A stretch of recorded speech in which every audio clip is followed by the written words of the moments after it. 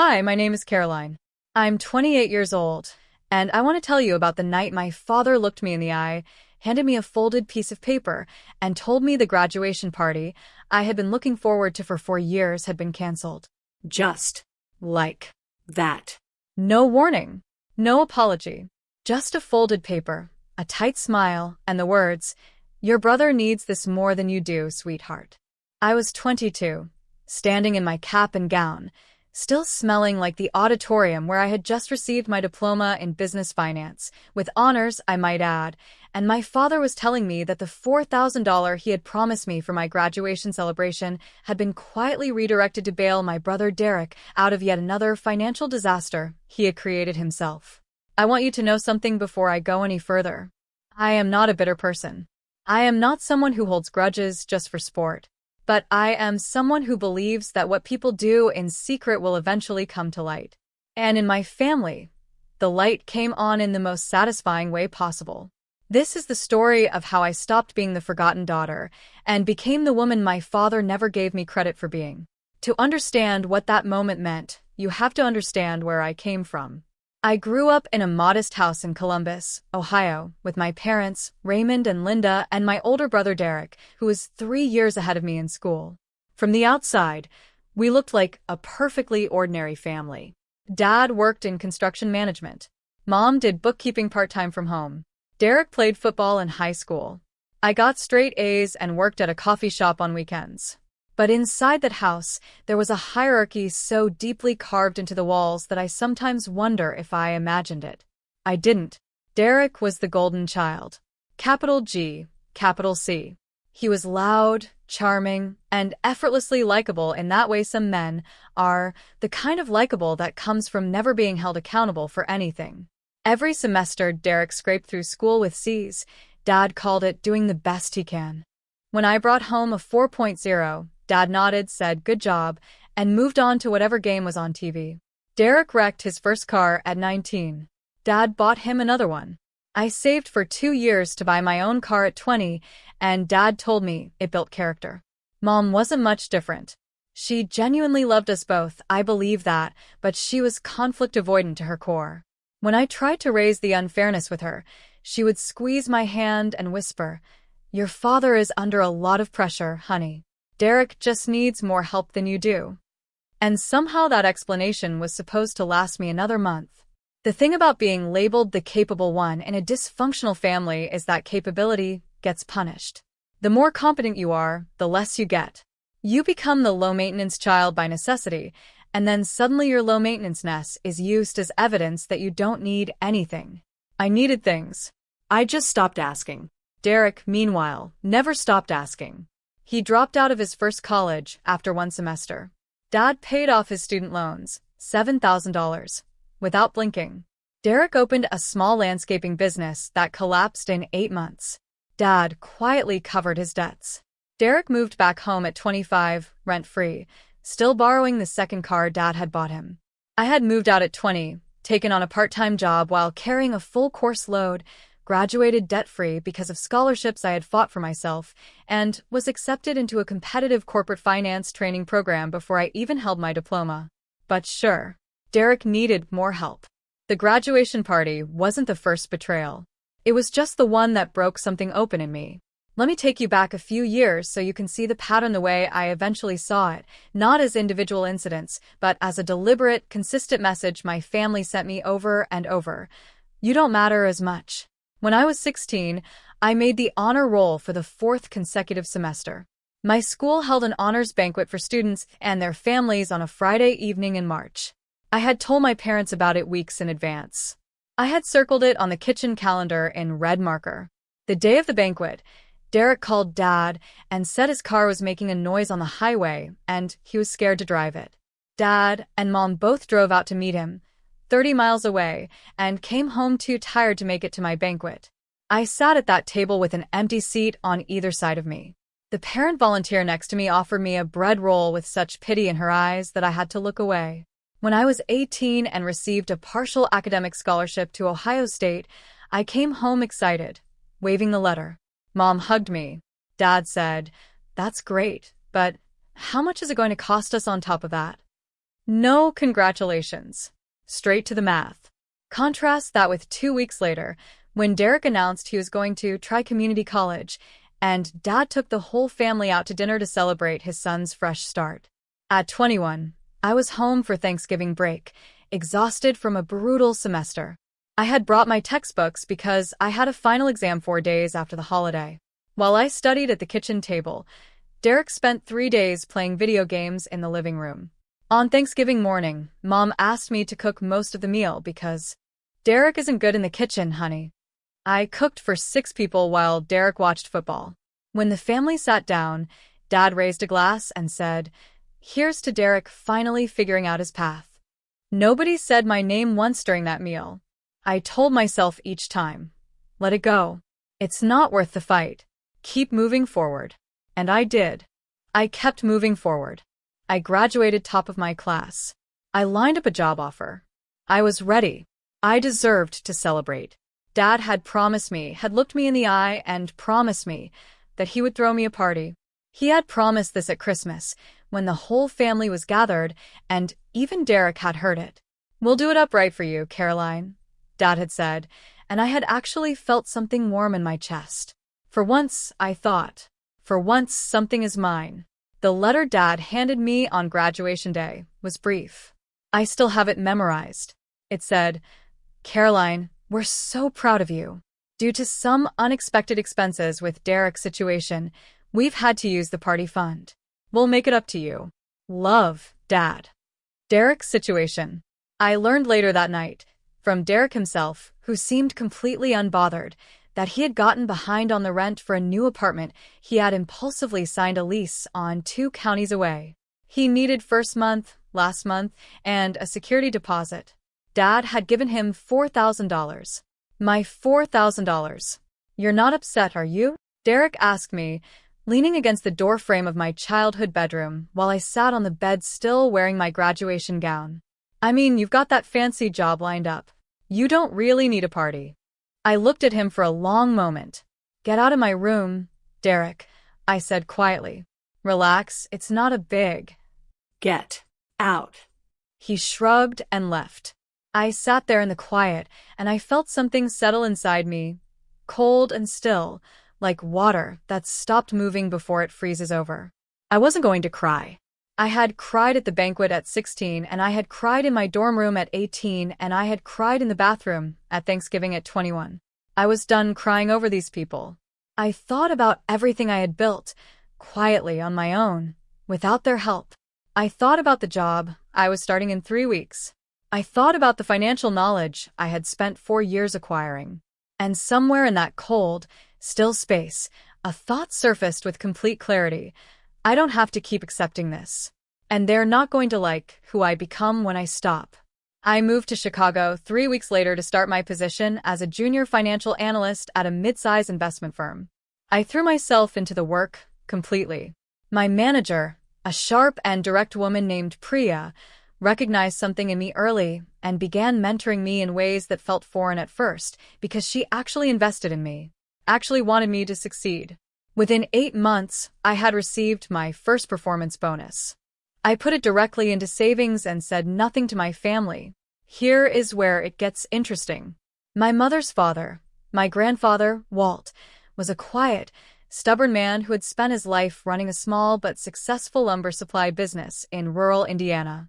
He had never been flashy, never been loud about money, but he had been steady.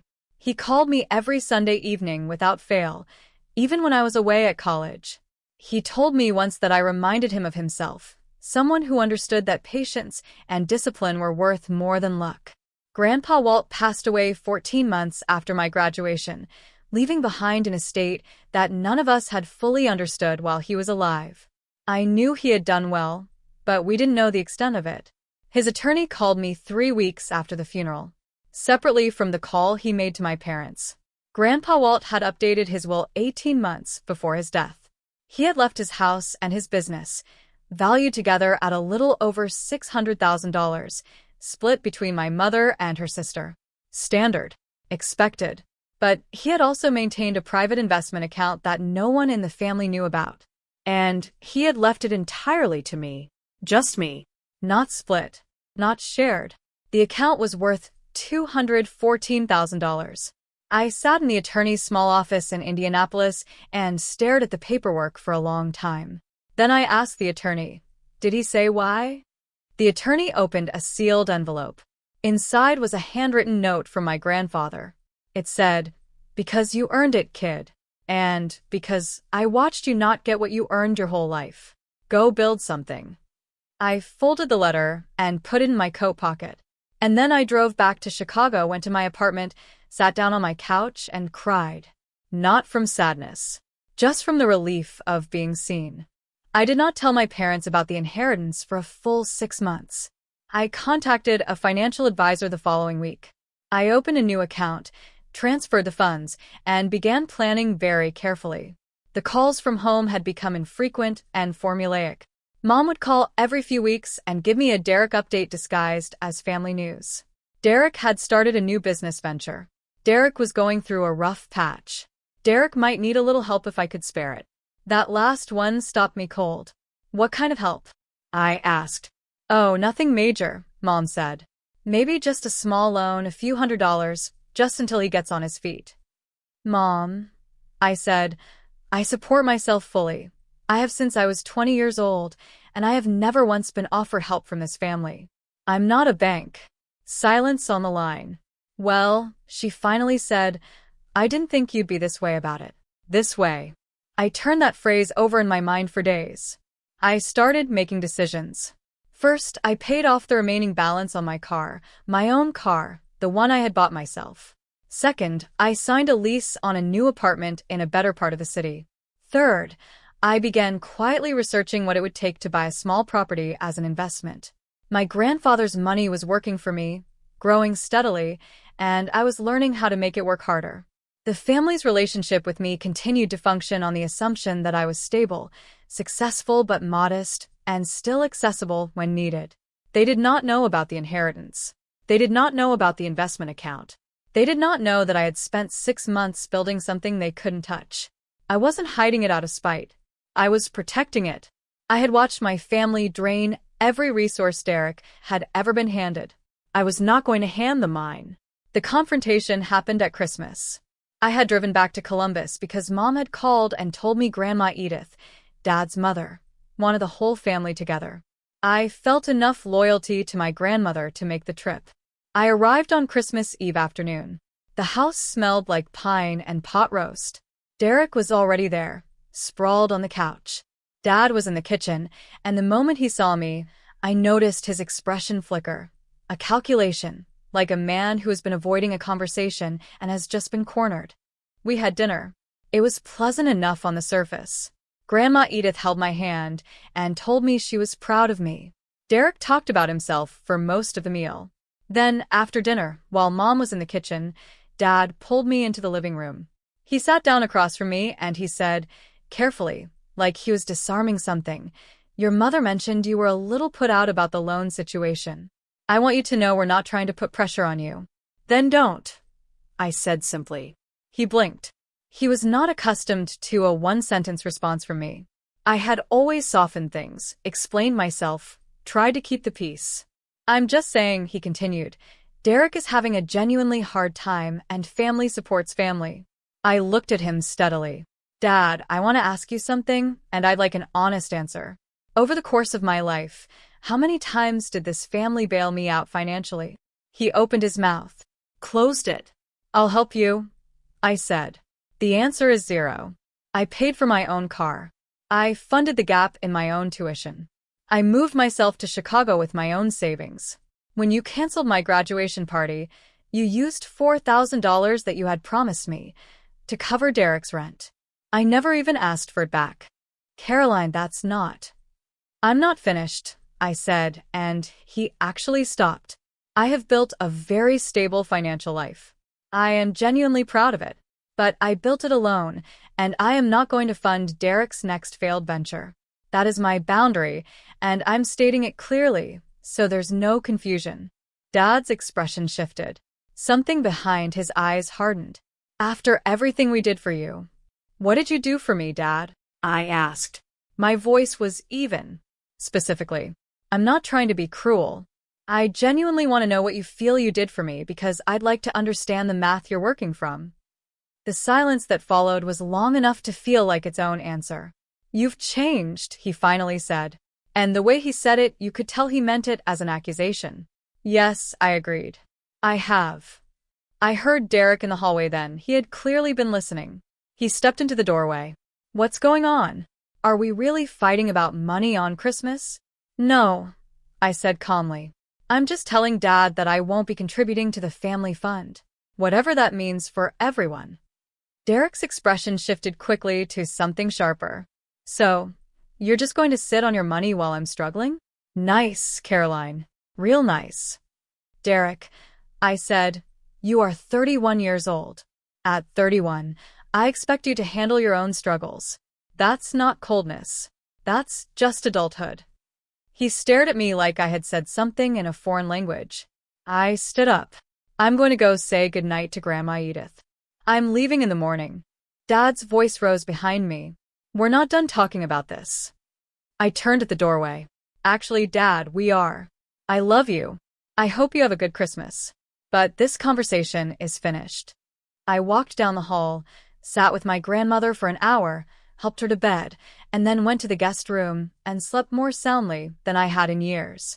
In the months that followed Christmas, the family's attempts to re-engage me followed a predictable arc. Mom called twice in January. Both calls were gentle at first, then circled inevitably back to Derek. I was kind but immovable. Derek texted me once a long message that began with "I've been thinking" and ended with a request for $2,000. I replied with, "I won't be helping with this. I hope things look up for you soon." He did not respond. Dad called once, in February. He sounded different, quieter, more subdued. He apologized for Christmas. It was a real apology, actually, or at least the closest thing to one I had ever received from him. He said, "I think I let your brother take too much from you over the years. I'm sorry for the party. You deserved better than that." I sat with that for a moment. Then I said, "Thank you, Dad. I appreciate you saying that." I meant it, but appreciation and access are different things, and I wasn't ready to restore full access. What happened with Derek played out without any help from me. His new apartment venture collapsed. He stopped paying rent 4 months in, was evicted, and moved back home. His most recent business idea, some kind of e-commerce reselling scheme, failed within 2 months. Dad, for the first time in Derek's adult life, told him no. No more money. Whether this was related to our conversation, I don't know. But Derek got a job, an actual, consistent, hourly wage job at a distribution warehouse. And from what Mom tells me, he has held it for over a year now. As for me, 8 months after that Christmas, I closed on a 2-bedroom condo in Chicago. My own property, purchased with a combination of my savings, my grandfather's inheritance, and the professional income one had carefully grown over 3 years. I stood in that empty condo on the day of closing, keys in my hand, and I thought about my grandfather's note. Go build something. I did, Walt. I really did. Now, a few years later, I can look back on all of it with something that is not quite peace and not quite victory. It's more like clarity. I spent the early part of my life believing that if I worked hard enough, was good enough, achieved enough, my family would eventually see me. What I didn't understand then is that some people's vision is fixed. They see what they've decided to see, and no amount of achievement will move the lens. You can't earn your way into being valued by people who have already decided your value. You have to decide your own value and build accordingly. My relationship with my parents exists now on very different terms. I visit twice a year. The calls are warmer than they used to be, partly because I no longer carry resentment, and partly because I no longer allow the conversations to go where they used to go. Dad has never fully explained himself, and I've accepted that he won't. Mom tries. Derek and I are cordial when we're in the same room, which is rare. The graduation party feels like it happened to someone slightly younger than me, someone who still believed the promise celebration was proof she was loved. I know better now. Love isn't in the parties. It's in the consistent, unglamorous choice to show up for someone. My grandfather showed up for me every Sunday for years. Priya, my mentor at work, showed up for me. The friends I made in Chicago showed up for me. I have a full life, built with my own hands, stocked with people who chose me. If you're watching this and you recognize yourself in my story, you're the capable one, the forgotten one, the one who is expected to be fine because you always have been. I want to say this directly to you. Your competence is not a reason to be overlooked. Your ability to handle hard things is not a signal that hard things should be handed to you forever. You are allowed to stop. You are allowed to say no. You are allowed to build something that is entirely yours and guard it accordingly. The night my father handed me that letter in my graduation gown, he thought he was making a small administrative decision about a party fund. He had no idea he was handing me the reason to never need him again. I'm Caroline. I'm 28 years old. I own my home. I love my life. And I owe that, more than anything, to the woman I became when I finally stopped waiting for permission.